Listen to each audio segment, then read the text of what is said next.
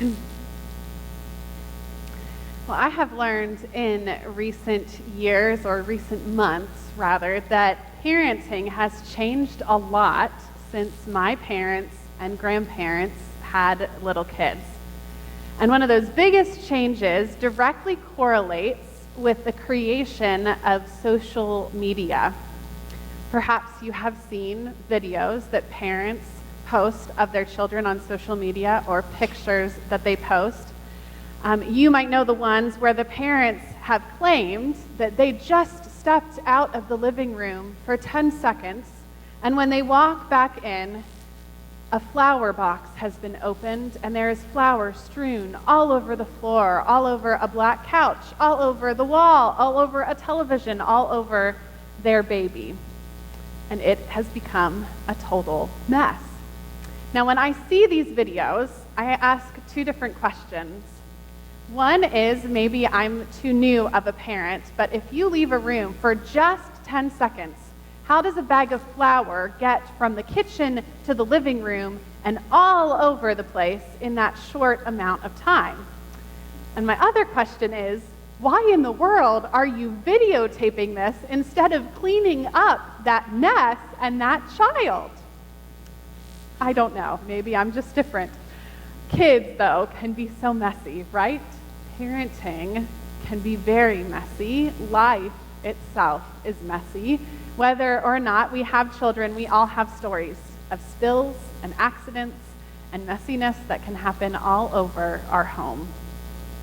But then there are those messes that aren't physical, that we can't see with our eyes. Sometimes messes are a lot more complex and emotional, right? Relationships are messy. Relationships with our family are messy. And I don't think I fully realized this until my last year of high school. You see, up until my senior year, I thought that I had a pretty perfect family. My parents loved each other, loved my sister and I. There was never a doubt in my mind that my parents would ever be apart. Both sets of my grandparents had been married for decades, and they were both still happily married. Any divorce in my extended family happened before I was old enough to remember, and so family gatherings were always filled with a lot of love and a lot of fun. But that fall, everything changed when we received the news that my aunt and uncle, my uncle, who, mind you, was the fun and fun-loving uncle, were getting a divorce. Apparently, my uncle realized or decided that he didn't love my aunt anymore, and my aunt is my mom's sister.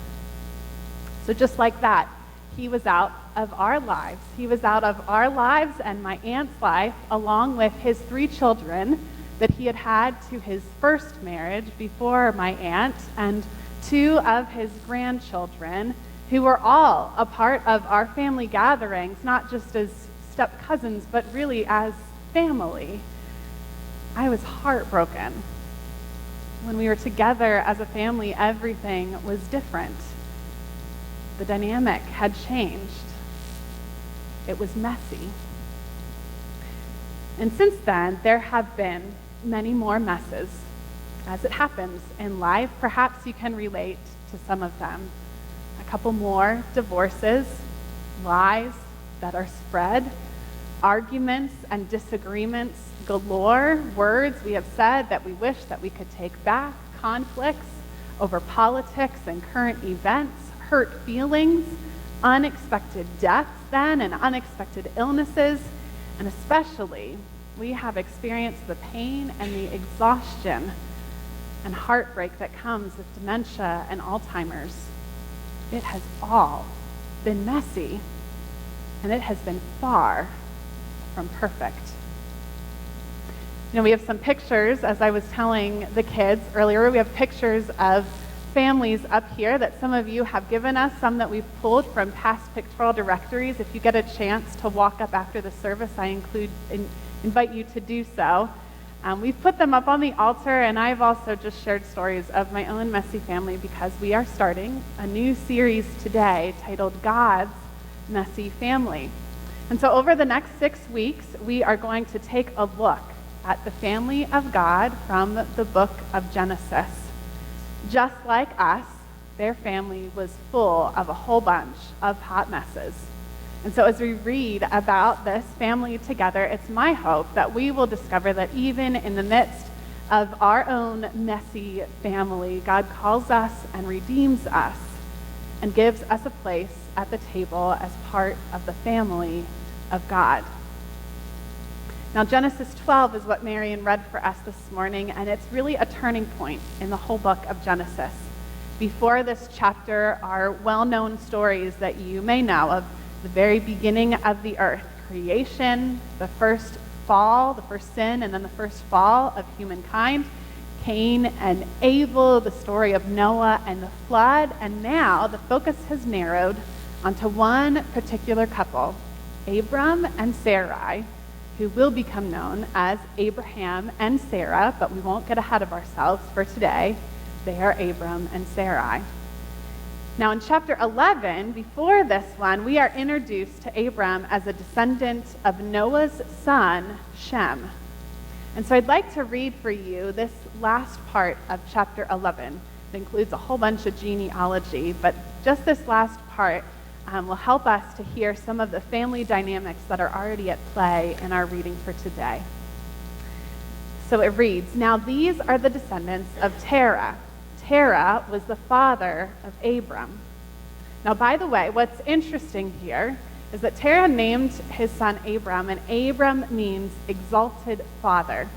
And if you don't know the story already, you'll soon find out why that is a very interesting tidbit to know. So Terah was the father of Abram and Nahor and Haran. And Haran was the father of Lot. Haran died before his father Terah in the land of his birth, in Ur of the Chaldeans. Abram and Nahor took wives. The name of Abram's wife was Sarai, and the name of Nahor's wife was Milcah. She was the daughter of Haran, the father of Milcah and Ishkah. Now Sarai was barren. She had no child. That is such a strange way to introduce someone, isn't it? All that we know about her now is that she was barren, not able to have children. So then it continues. Terah took his son Abram and his grandson Lot of Haran and his daughter-in-law Sarai, his son Abram's wife, and they went together from Ur of the Chaldeans to go into the land of Canaan. Now another little piece of geography for all of you. Ur was in present-day Iraq, and Canaan was in present-day Israel, which is by foot about an 1,100-mile journey. But when they came to Haran, which is the midpoint between those two, on the border of what is now Syria and Turkey, which is about halfway, we read that they settled there. The days of Terah were 205 years, and Terah died in Haran. So there they are, now in Haran. An older Abram, whose name means father, who doesn't have kids, and his wife Sarai, who was only known to us by her inability to have children, her inability to conceive, and then an orphan, their nephew Lot, who for all intensive purposes is now their child that they've taken in. And there are so many crazy family dynamics at play here now. Going forward, God tells them, appears to them in this place that is not their home. God tells him to keep going forward to the land that God will show him. Now, a literal translation of go would mean to walk a remaining 500 miles, right? They're at this halfway point to Canaan. And Abram, as you heard, is 75 years old now, so imagine, some of you may be this age or older, hiking by foot up mountain passes and across the desert 500 miles. It would have taken them months. But on that trip, he becomes the exalted father of God's family. He lives up to his name. But before we get ahead of ourselves again, I first want to look at what God is saying here. God expresses an invitation to Abram. I will make your descendants into a great nation. I will bless you. I will make your name great. And then God describes Abram's action, which could also be our own. He says, you will be a blessing. So Abram and Sarai and Lot go on this journey to Canaan. And when they arrive, they find that it's inhabited by Canaanites who are there. But God, again, makes a promise to Abram, one that we will hear several different times in the future. To your offspring, I will give this land. I want us just to think about that for a minute. Abram is 75 years old. He has just entered a foreign land, and he is told now that it will one day be given to his children and his grandchildren. But wait, he doesn't have any children or grandchildren.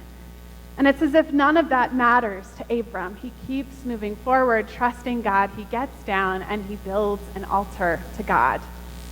And then he moved from there into the hill country and he pitches a tent and another altar to God is built. And all of these altars serve as a reminder for Abram and Sarai that they are still walking, they are still on this journey because of God's provision. Now their story up to this point has been far from perfect, as we've seen, but it sounds like it's about to get pretty extraordinary. Now, many of you know this story of Abraham and Sarah. Abraham is known as the father of our faith, and in reality, Judaism and Christianity and Islam have all been known as Abrahamic faiths because they all consider themselves part of Abraham's family. So all of that together is almost 4 billion people. And I think so often when we think about Abraham and Sarah, we think about this perfect, extraordinary family, this couple that God blessed with children when they were older than they should be to conceive. God blessed them with children at this old age, and they become father and the mother of this great nation. It seems so perfect, so extraordinary. And I wonder if there are any families in your own life who you see as perfect. I think it's often so easy for us to look around at others and to play that comparison game, right? Perhaps you look at that mom who seems to have the perfect figure and hair and makeup with young children crawling around. I don't know how she lost that baby weight so quickly. She just has it all together. Or we may look at that family who has that big calendar up on their kitchen wall, and they know the whole calendar by heart, when practices and concerts and activities are, and they are always on time or early, never late to pick up their child from their activities. And we just think, man, they have it all together. Or maybe one of our coworkers who talks incessantly about how wonderful their family is and what a great relationship they have with their siblings or their parents. And we just think, wow, they have it made. Why can't I have a family like that? We see these perfect family pictures on social media, and we watch people just for these brief moments of their life that we are a part of when we interact with them. And from those brief moments and from those pictures that we see, we just somehow convince ourselves that they have the perfect family. But you know, it doesn't always tell the whole truth. We all have our own struggles and our own battles that are hidden from others. We may post crazy messes of flour going all over our living room because we think it's funny, but we don't post all the other messes. We don't post about the emotional or the complex messes of our lives. We don't let them be seen by anyone. We're awfully good at hiding it. Everybody is. This idea of a perfect family is a myth. So you could call Abraham and Sarah, you could look at them, and you could say, that is the picture of a perfect family, an extraordinary story. But if you think that they're perfect, you would have to forget about a couple different stories in their lives. You'd have to forget about a story right after this about Abram and Sarah that involves Abram lying. Then you'd have to forget that Abram moved away from his closest family members. He and Lot split up from each other after a huge argument. You'd also have to forget that Abraham had his first son not to Sarah, but to another woman while he was still married to Sarah, and Sarah gave consent to the affair. And then you'd also have to forget, if you think they're the perfect family, that Abraham exiled that son and his mother, that they nearly died. And then they had Isaac, and Isaac had Esau and Jacob. But then if you think that that's the perfect family, you'd also have to forget that Jacob tricked Esau into selling his birthright, and then Jacob took it from Esau and lied to his father about it. And then you'd really have to forget that Jacob's sons sold their own brother Joseph into slavery. Doesn't quite look like the perfect family, does it?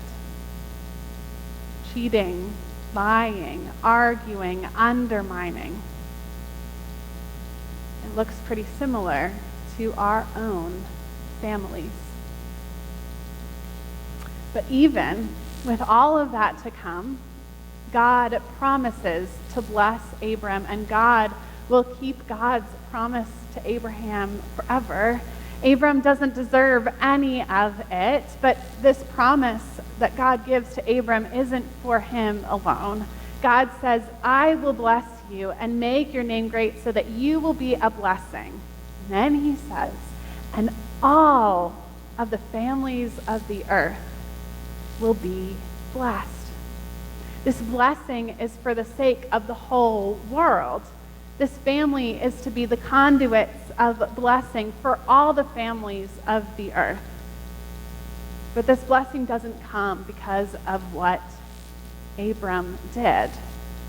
He becomes a blessing because he is open to the relationship that God offers to him. And that invitation didn't stop with Abram. It continues on in the lives of every single person. You know, maybe you have a family that you absolutely adore. Or maybe you have a family that you are glad that you live hundreds of miles away from. Maybe you love spending time with your family when you are together, or maybe you absolutely dread family gatherings. Perhaps your siblings or your cousins or your parents or some of your closest friends, or maybe you have some relationships there that are filled with a lot of tension, or there may be no relationship there at all. But no matter where you find yourself, God invites you to something that's bigger than you. And it's family. And in this family, in God's family, it's not about what you do. It's about who you are. You are included just as you are. And you can even bring your imperfections. You have a seat at that table.